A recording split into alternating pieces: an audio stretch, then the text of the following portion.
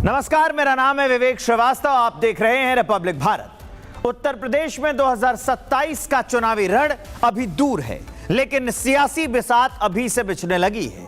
योगी सरकार ने युवाओं के हाथ में नियुक्ति पत्र देकर रोजगार का बड़ा दांव चला है।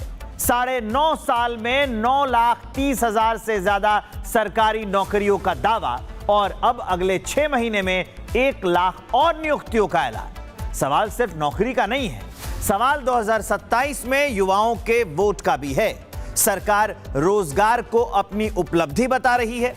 विपक्ष सवाल उठा रहा है, क्या नौकरी का यह दांव 2027 में योगी सरकार का सबसे बड़ा चुनावी हथियार बनेगा? उस पर हमारी ये रिपोर्ट।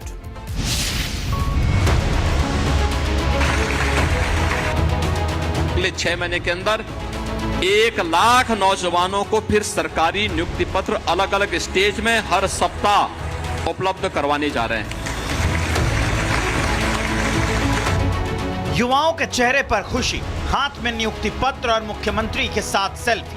ये तस्वीरें उत्तर प्रदेश में सरकारी नौकरी को लेकर सरकार के दावों की गवाही दे रही है। लेकिन बात सिर्फ 3,400 नियुक्तियों की नहीं है। मुख्यमंत्री योगी आदित्यनाथ ने अगले 6 महीने में युवाओं के लिए बड़ा ऐलान किया है।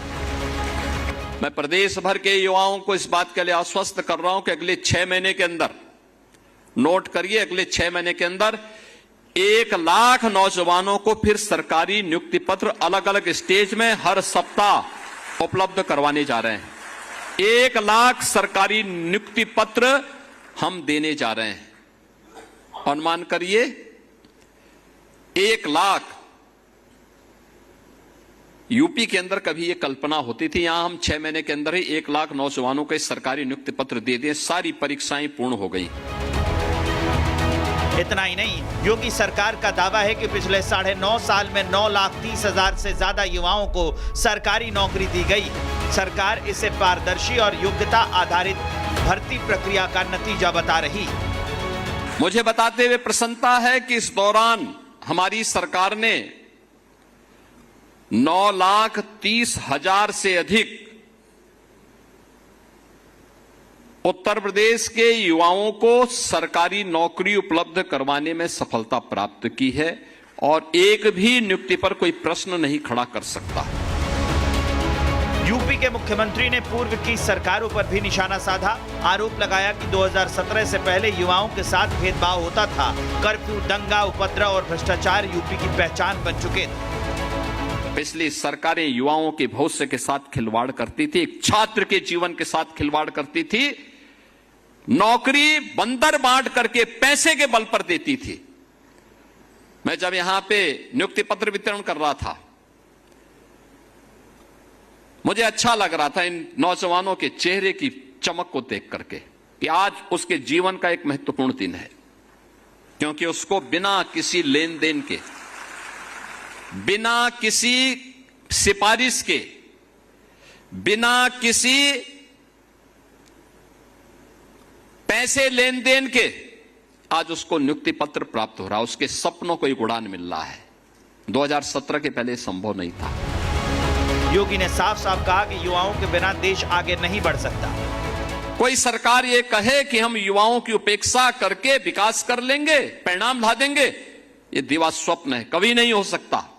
2017 के पहले यूपी के सामने संकट था, इसलिए क्योंकि इन युवाओं की उपेक्षा हुई थी, उनके जीवन के साथ खिलवाड़ होता था,